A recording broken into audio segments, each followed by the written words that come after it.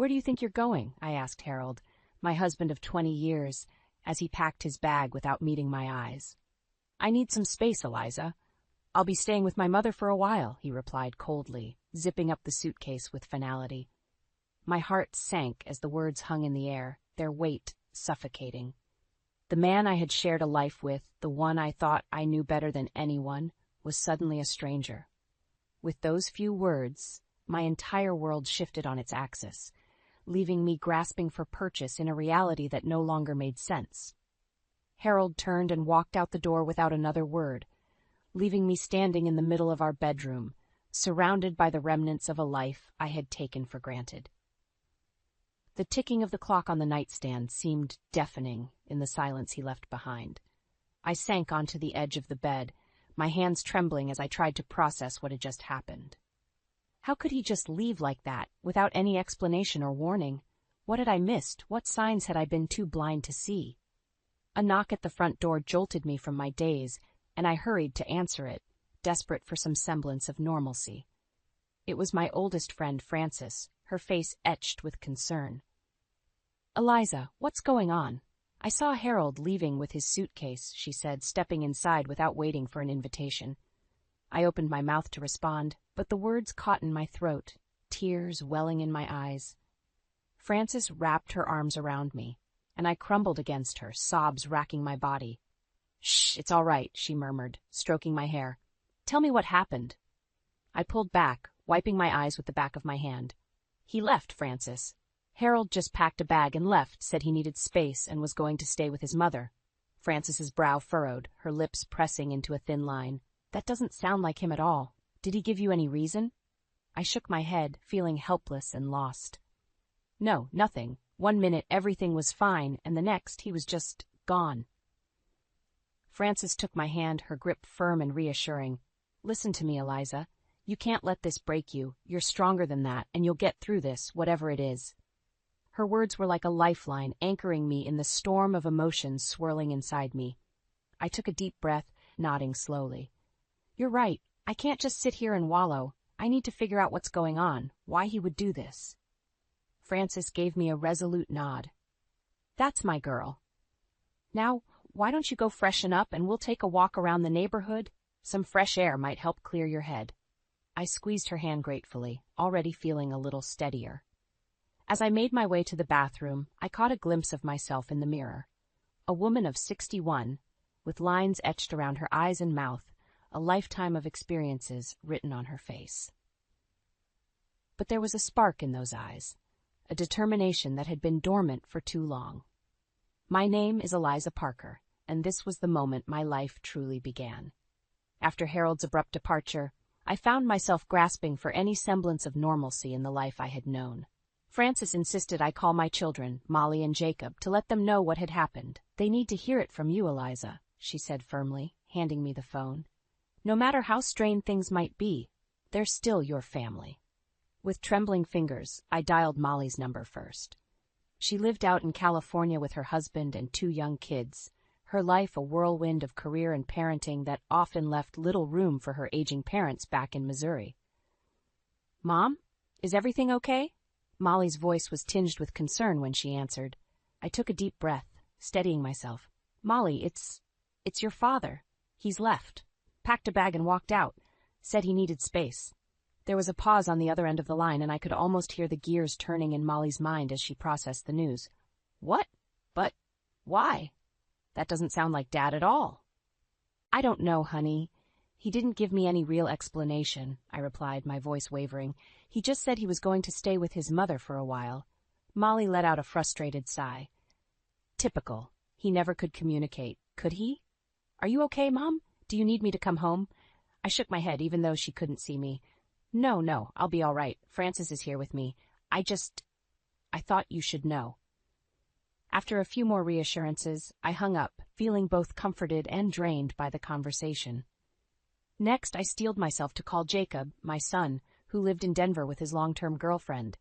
The conversation with Jacob was much the same, a mixture of shock, concern, and that underlying current of tension that had always existed between us.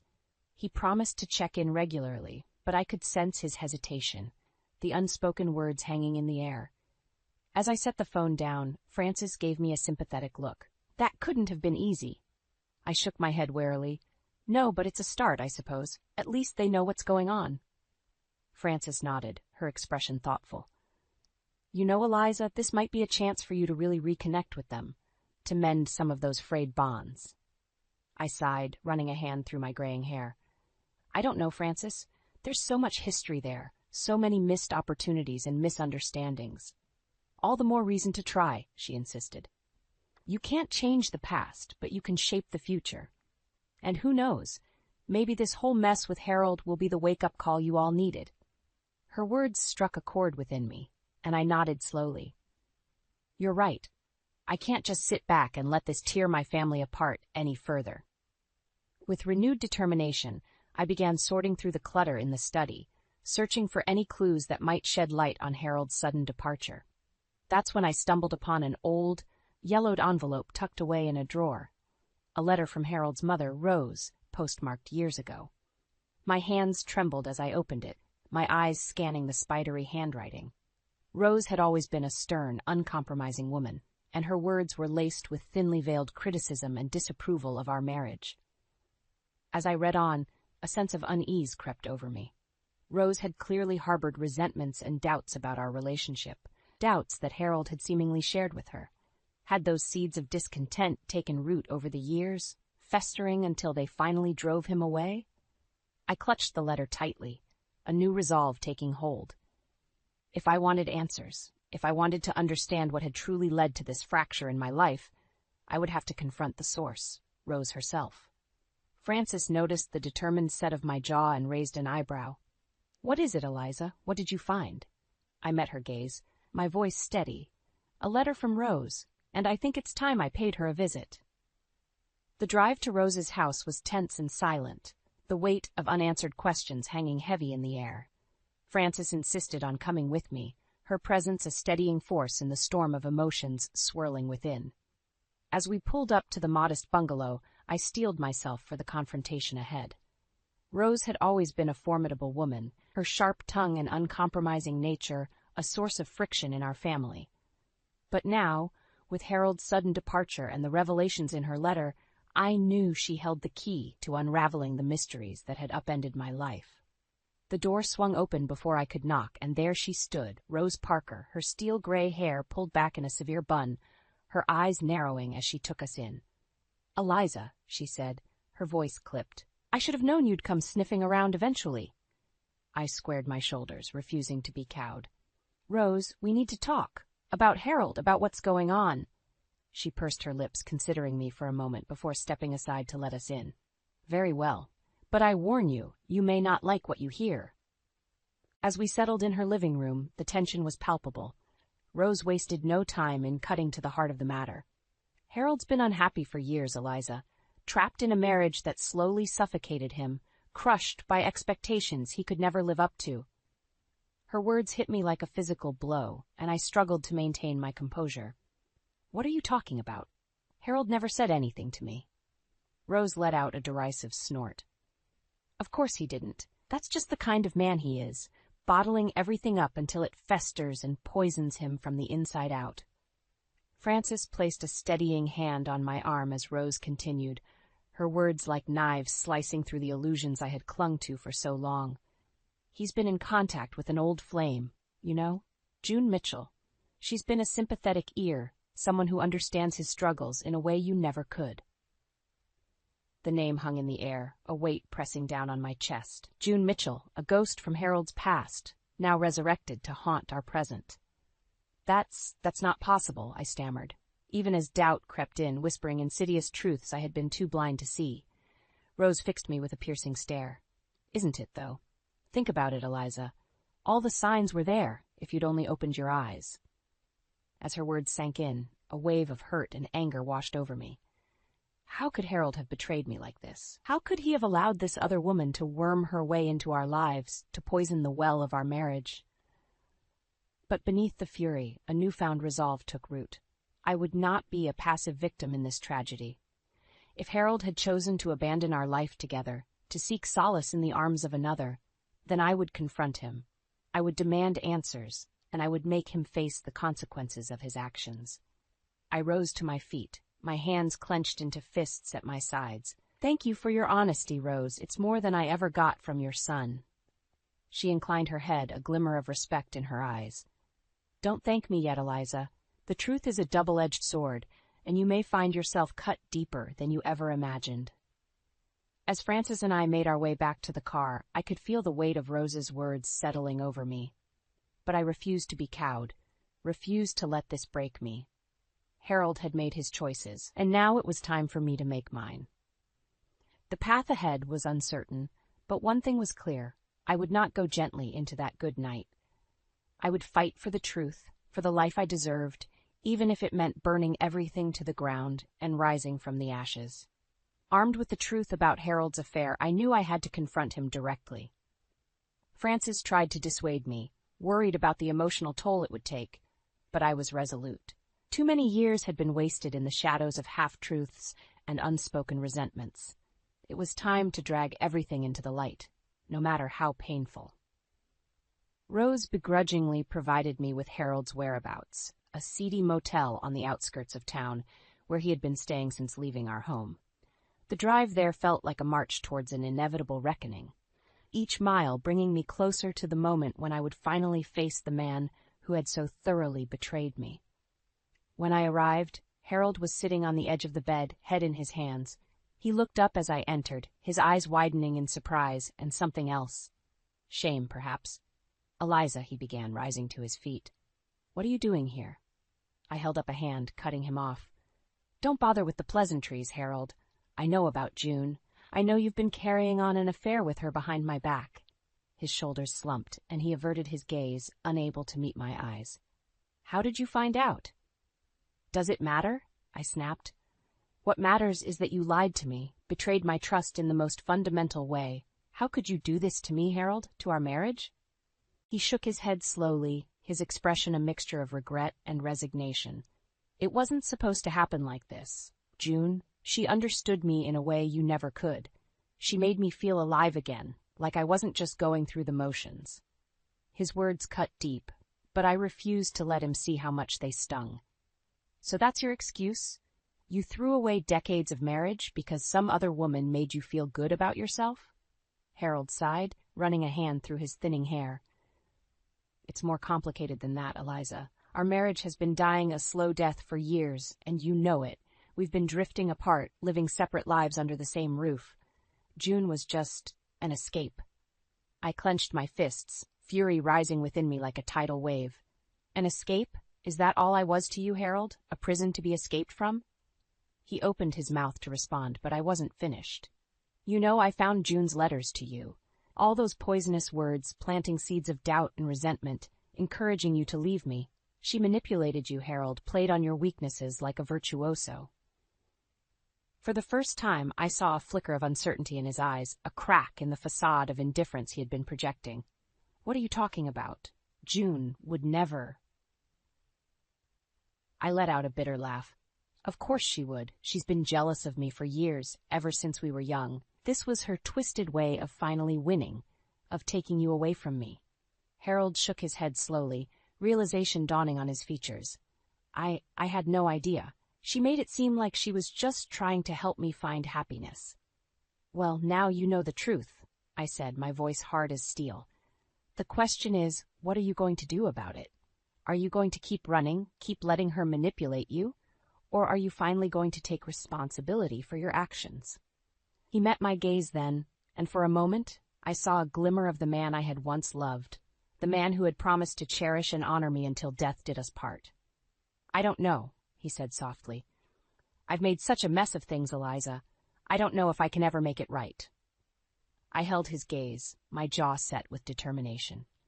"That's up to you, Harold.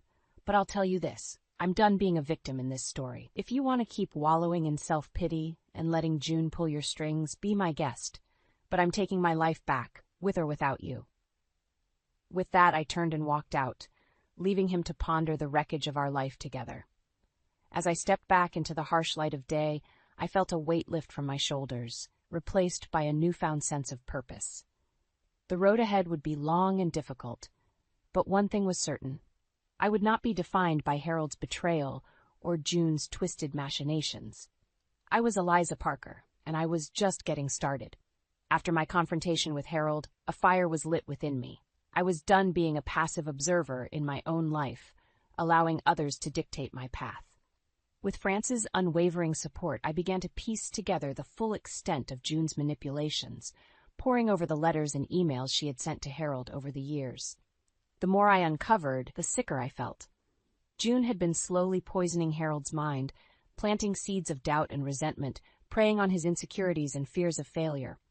Her words were like a carefully crafted web, ensnaring him deeper with each passing year until he could no longer see the truth. That vindictive snake, Frances spat as we read through the latest batch of letters. She's been playing the long game, waiting for her chance to strike. I nodded grimly, feeling a mixture of anger and pity for Harold. As much as his actions had devastated me, it was clear that he had been a victim too, manipulated by a woman consumed by jealousy and a twisted desire for revenge. "We need to stop her," I said, my voice steely with determination. "She can't be allowed to keep ruining lives like this." Frances gave me a praising look. "You're sure about this, Eliza?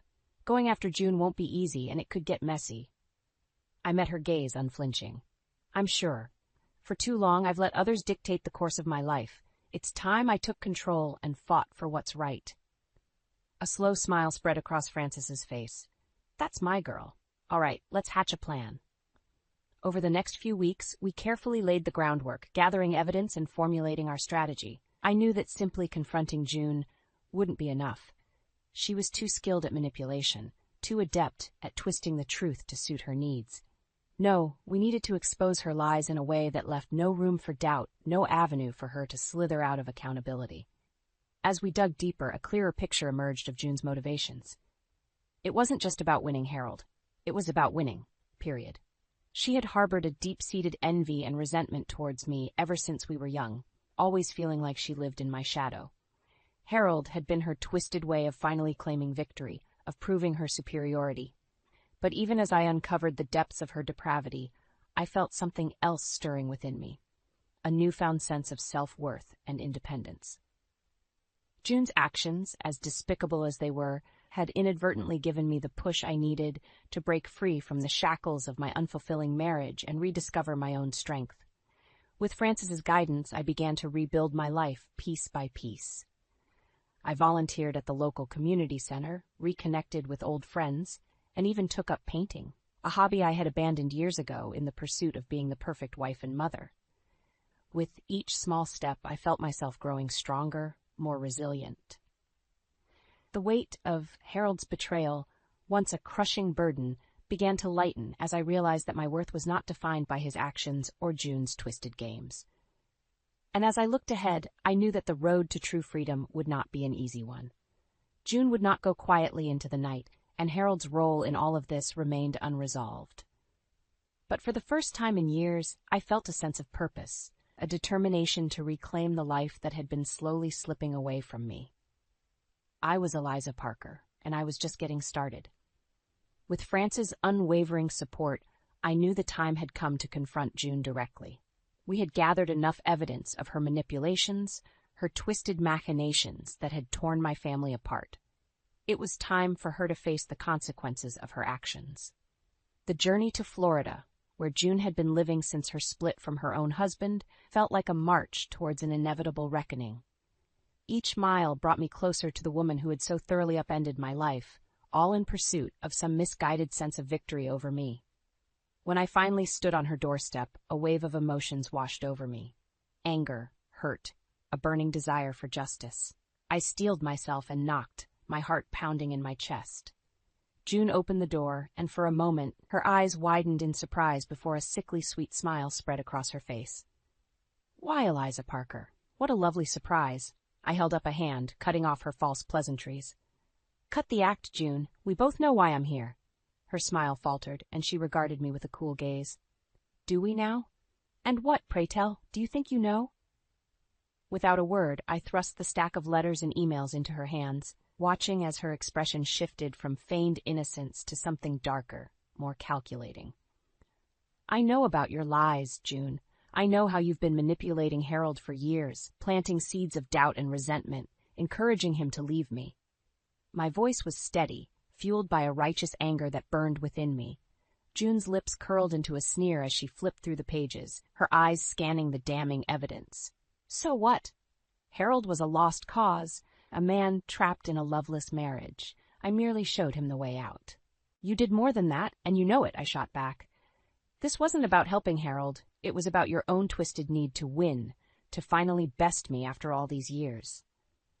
A flicker of something, recognition perhaps, passed over June's features, and for a moment, the mask slipped, revealing the bitter, envious woman beneath. You always had everything, didn't you, Eliza? She spat, her voice dripping with venom. The perfect husband, the perfect life, while I was left with the scraps. Well, not anymore. I took what was yours, and there's nothing you can do about it. Her words hit me like a physical blow, but I refused to back down. You're wrong, June.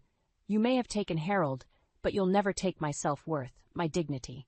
Those are mine, and no amount of your scheming can change that. June's eyes narrowed, and she took a step towards me, her finger jabbing into my chest.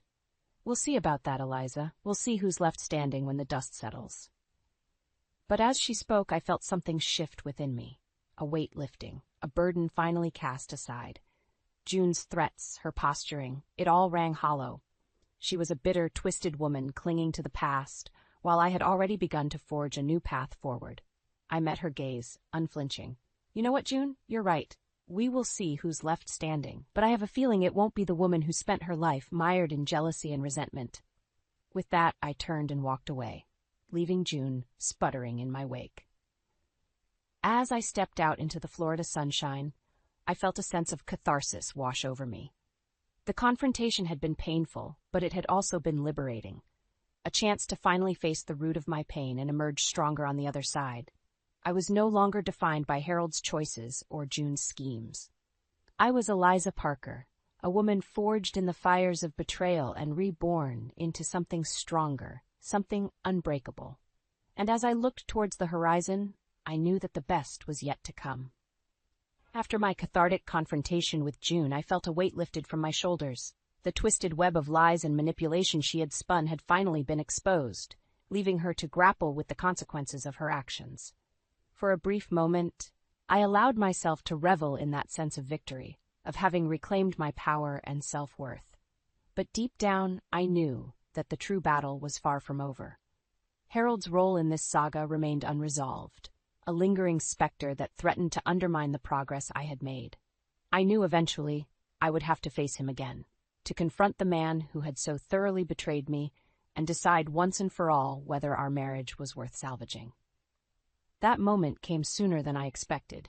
I had returned home from Florida, my mind still processing the events of the past few weeks, when the doorbell rang. Francis, ever my steadfast companion, answered the door, only to usher in a haggard-looking Harold. "Eliza," he said, his voice thick with emotion, "we need to talk." I regarded him coolly, my newfound strength and independence acting as a bulwark against the flood of memories and emotions his presence stirred within me. "Talk?" I echoed. "About what, Harold? About how you threw away our marriage for a twisted fantasy spun by a bitter, jealous woman?" He flinched at my words, but didn't back down. "I know, Eliza. I know what June did, how she manipulated me, played on my insecurities and fears. But that's no excuse for my actions." I arched an eyebrow, waiting for him to continue. "I was weak," he admitted, his shoulders slumping. "I let myself be led astray, blinded by my own sense of failure and inadequacy. But seeing you stand up to June, seeing the strength and resilience you've shown, it opened my eyes." He took a step towards me, his eyes pleading. "I don't expect your forgiveness, Eliza. I know I've hurt you in ways that can never be undone, but I need you to know that I'm sorry, truly and deeply sorry for the pain I've caused you." His words hung in the air, heavy with remorse and regret. For a moment, I felt a flicker of the love I had once held for this man, the man who had promised to cherish and honor me until death did us part. But that flicker was quickly extinguished by the memory of his betrayal, of the months of anguish and heartbreak I had endured. I shook my head slowly. "I appreciate your apology, Harold, but words can only go so far. You made your choices, and now you have to live with the consequences." His face fell, but he nodded, seeming to accept my response. "I understand," he said quietly. "Just know that I'll be here waiting for as long as it takes. You've shown me what true strength and resilience look like, Eliza, and if there's even a chance to earn back your trust, your love, I'll take it." With that, he turned and left, leaving me to ponder his words and the implications they carried.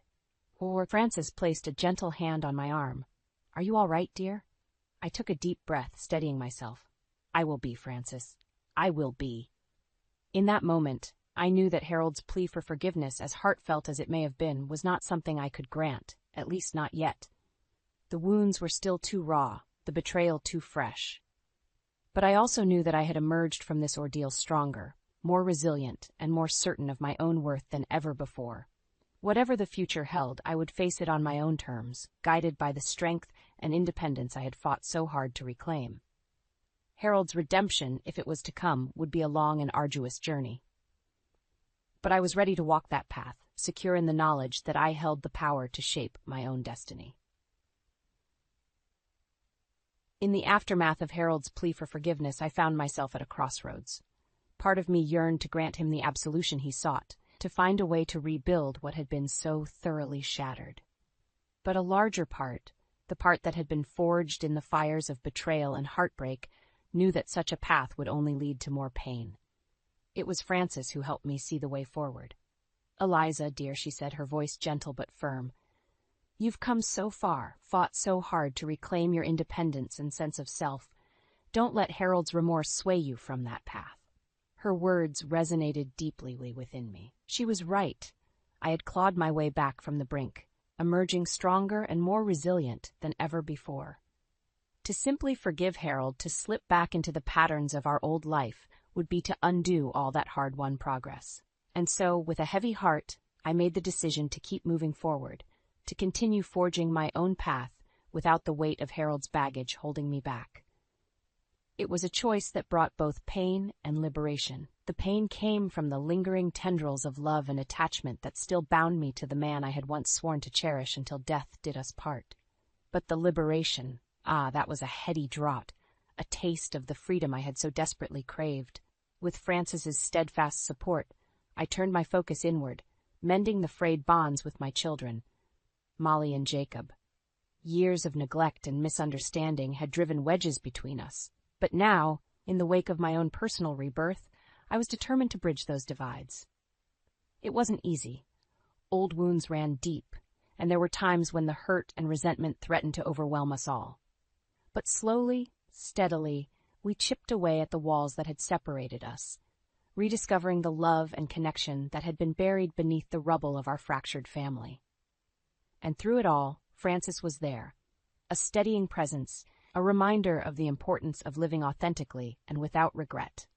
Her own life, marked by loss and missed opportunities, had instilled in her a wisdom that she freely imparted to me. "Life is too short, Eliza," she would say, her eyes shining with a bittersweet melancholy. "Too short to waste on bitterness and resentment. Cherish the moments you have, and never let fear hold you back from living fully." Her words proved prophetic, for not long after, Francis passed away, leaving a void in my life that could never truly be filled. But even in her absence, her legacy lived on, a guiding light that illuminated my path forward. It was in the wake of her passing that I made the decision to truly embrace the freedom I had fought so hard to attain. I packed a bag and set out on a solo journey, a pilgrimage of sorts, to a small coastal town where the rhythms of the ocean promised to soothe my weary soul. There, amidst the crashing waves and salty air, I found a peace that had long eluded me. I spent my days walking along the beach, journaling and simply existing in the present moment, unburdened by the ghosts of my past. It was during those quiet moments that I began to truly understand the depth of my own strength, the resilience that had carried me through the darkest of times. And as I looked towards the horizon, I knew that my journey was far from over, but for the first time in a long time, I welcomed the unknown with open arms, ready to embrace whatever life had in store. For I was Eliza Parker, a woman reborn, and the best was yet to come.